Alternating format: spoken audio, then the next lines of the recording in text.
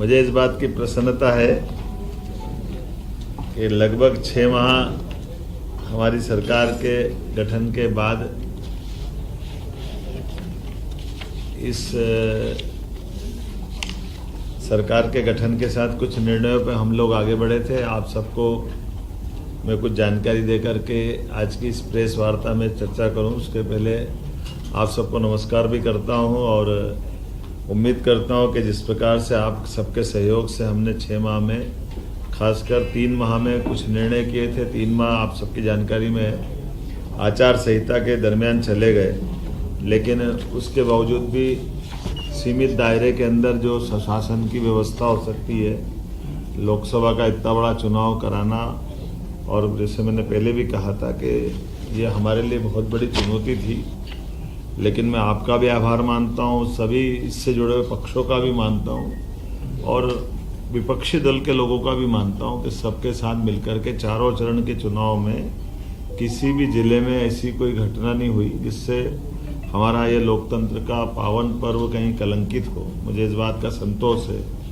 सभी पक्षों ने अपने अपने ढंग से चुनाव का प्रचार किया, अभियान चलाए, अलग अलग आयोजन हुए, लेकिन इनाल सब मिलकर के ये पूरा आयोजन शांतिपूर्वक, जो मध्य प्रदेश की पहचान है, उस प्रकार से ये अपना एक रूप लेके इसने अपना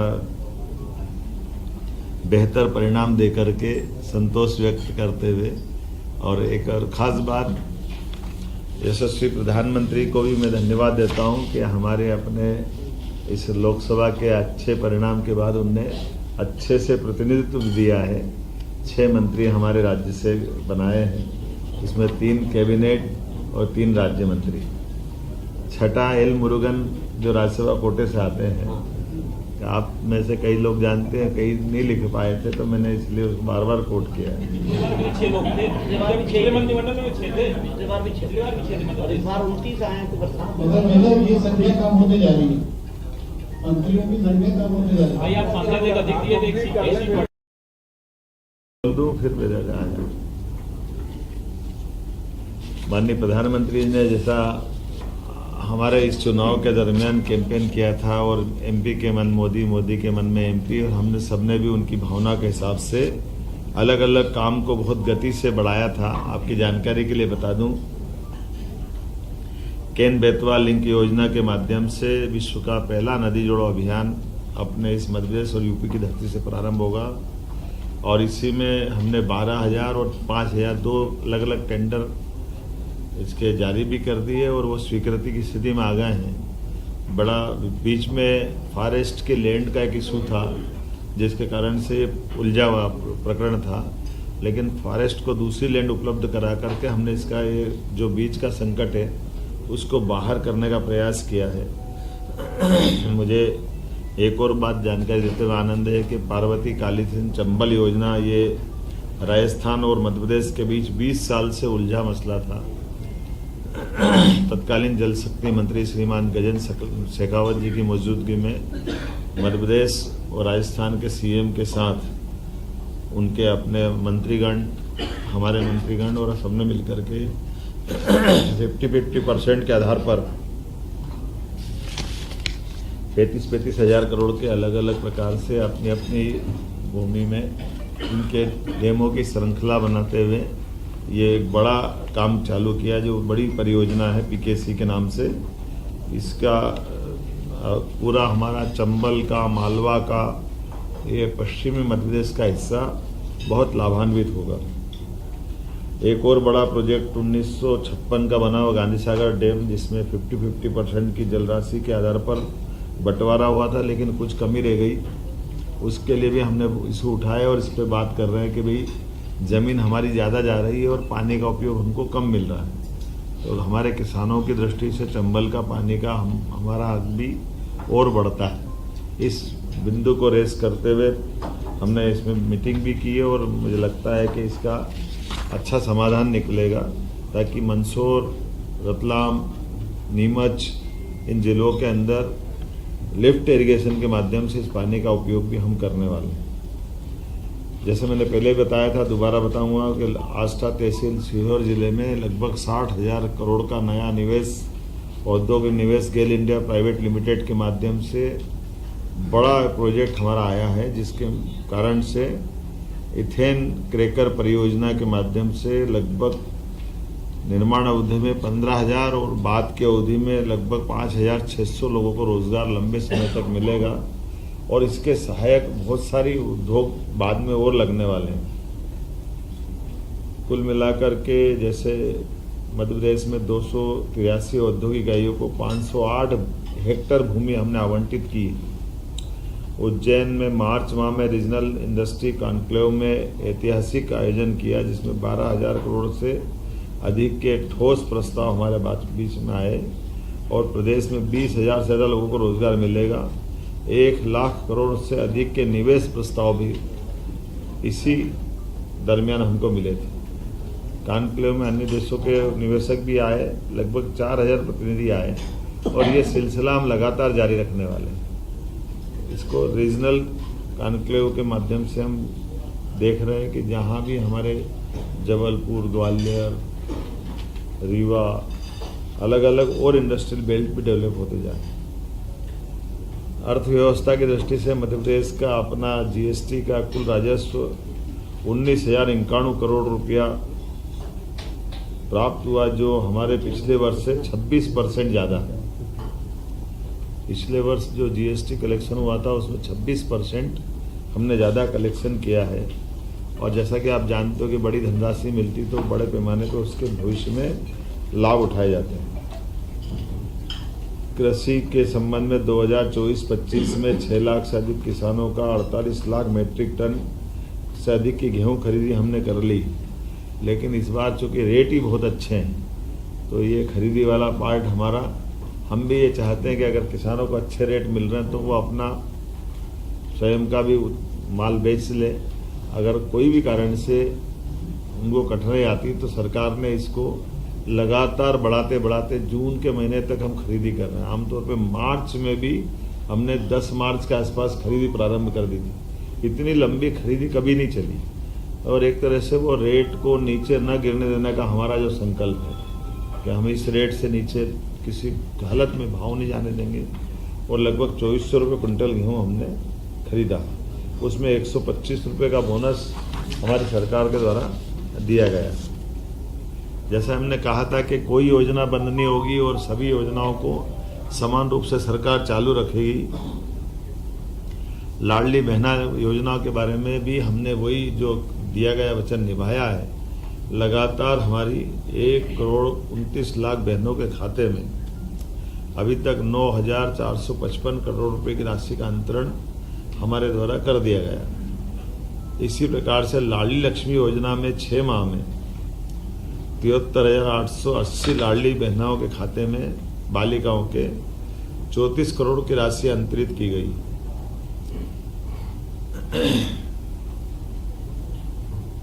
रसोई गैस सिलेंडर के लिए 45,90,000 बहनों के खाते में 118 करोड़ की राशि का अंतरण किया है। आपकी जानकारी के लिए कि बहनों को जो हमने कहा था कि 450 रुपये में गैस सिलेंडर देंगे गरीब बहनों को, तो वो हम बराबर दे रहे हैं। चुनाव में बहुत झूठ बोला गया कि ये नहीं दे रहे हैं। हमने उनको चुनौती दी थी कि बताएं ये पैसे जा रहे हैं कि नहीं जा रहे हैं, और ये मैंने बताया आपको कि 118 करोड़ रुपया उनके खातों में गया है। और छोटी मोटी संख्या नहीं है, 45,90,000 लाडली बहनें हैं जिनके खाते में ये रसोई गैस का सिलेंडर का पैसा गया है। शिक्षा के मामले में जैसे हमारी सरकार ने GER में देश के औसत से भी आगे अपना स्थान बनाया है, राष्ट्रीय औसत से, उसी प्रकार से नई शिक्षा नीति में जैसे देश में सबसे पहले मध्य प्रदेश आया था, 55 एक्सीलेंस कॉलेज इसी सत्र से पूरे प्रदेश में हम खोलने जा रहे हैं, जिसमें PM उत्कृष्टता महाविद्यालय में उन्नयन में जिस ढंग से काम किया है और इसी से जुड़े हुए 12th पास 75% अंक लाने वाले 90,000 विद्यार्थियों को लैपटॉप के लिए प्रति विद्यार्थी 25,000 रुपये की राशि भी हम लोग देने वाले हैं, जिसके माध्यम से वो गुणवत्तापूर्ण शिक्षा ग्रहण कर सके, उनके जीवन में ये लैपटॉप के माध्यम से नई तकनीक के आधार पर उनकी दक्षता और अच्छी बढ़े। रोजगार, प्रदेश में चुने हुए 11,000 उम्मीदवारों को एक साथ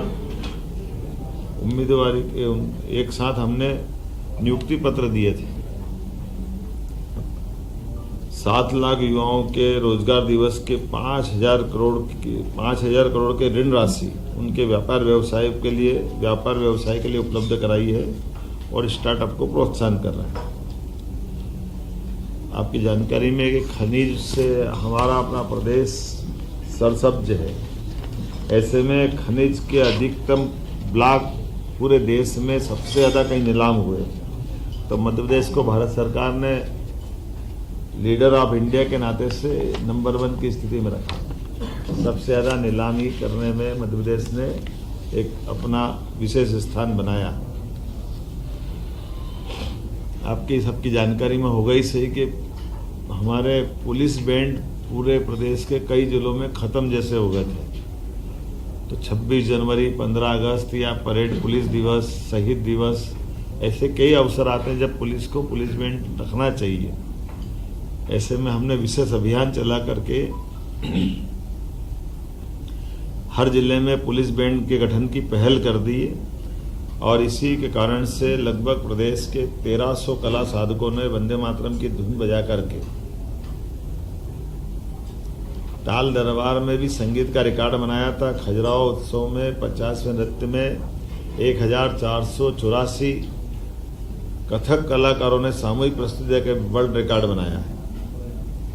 पुलिस थानों की सीमाएं भी बदल करके आज़ादी के बाद पहली बार जनता के डिमांड के हिसाब से नज़दीक के पुलिस थानों के अंदर वो कंप्लेन करने जा सके, उसकी सीमा बदलने के लिए हमने लिमिट बदल रही थी।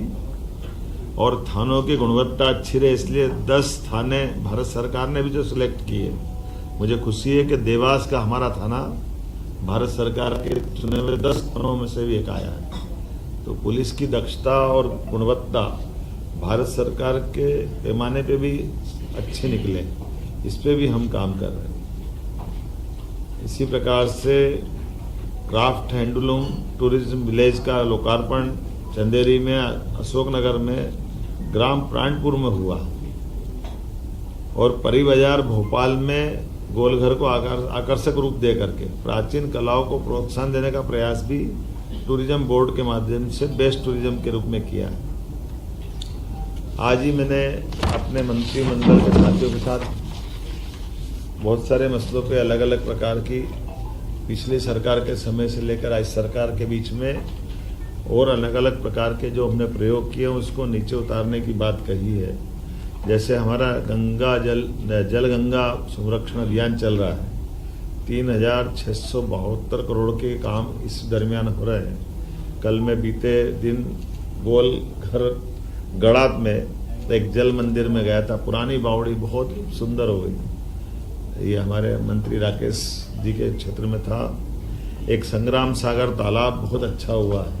ऐसे अलग अलग पूरे प्रदेश में माहौल बना हुआ है और ये अभियान हम गंगा दशहरे तक चलाने वाले हैं, जिसके माध्यम से जल संरचनाएं, पुराने कुएं, बावड़ी, तालाब, नदी, पोखर, जल की सारी संरचनाओं का पुनर्जीवन का काम करने का प्रयास कर रहे हैं। कुल मिलाकर के काम तो बहुत सारे हैं, लेकिन अभी कुछ और उल्लेखनीय कामों के बारे में हमने अभी बताया है कि इस सरकार के माध्यम से जितने काम अपन कर सकते हैं वो लॉ एंड ऑर्डर की दृष्टि से भी आपने देखा होगा कि सरकार ने अपने कुछ निर्णय किए हैं। कोई घटना हुई तो तत्परता से तुरंत गति से कार्रवाई करके सरकार ने अपनी जीवंतता का भी प्रमाण दिया है। सुप्रीम कोर्ट की गाइडलाइन के आधार पर लाउड स्पीकर के ऊपर भी कार्रवाई की गई है। खुले में मांस मछली बेचने का भी प्रतिबंध का जो ऑर्डर हमने दिया है उसके भी अच्छे रिजल्ट आए हैं। सभी वर्ग ने इसका स्वागत किया है। जहाँ कहीं अतिक्रमण की शिकायत आई है, अतिक्रमण पे भी कार्रवाई करते हुए कई प्रयास किए हैं। एक उज्जैन में अच्छा प्रयोग हुआ है कि धार्मिक स्थल पर हिंदू, मुस्लिम, जैन सभी इस कम्युनिटी ने अपने अपने देवस्थल को अपने हाथों से हटाया और उसको पीछे किया। ये आदर्श उदाहरण है। इसमें अतिक्रमण नहीं बोला चाहिए, रोड चौड़ी का मतलब जब उनने बनाया था तो वो छोटा था, आज रोड चौड़ीकरण करना है, तो चौड़ीकरण में पहले लोगों ने मकान हटाए थे पीछे अपने, लेकिन ये धार्मिक स्थल छूट गए थे। तो धार्मिक स्थल के कारण से वो जो एक चौड़ाई मिलना चाहिए वो चौड़ाई नहीं मिल रही। तो सब ने मिल करके मस्जिद 2 हटी है, एक मीनार वो मजार हटी है, 10-12 जैन और हिंदू मंदिर हटे हैं। सब ने मिल करके वो चौड़ीकरण का अपने परस्पर सद्भाव पूर्वक बगैर कोई कठोर कार्रवाई के स्वेच्छा से अपने अपने जगह दी।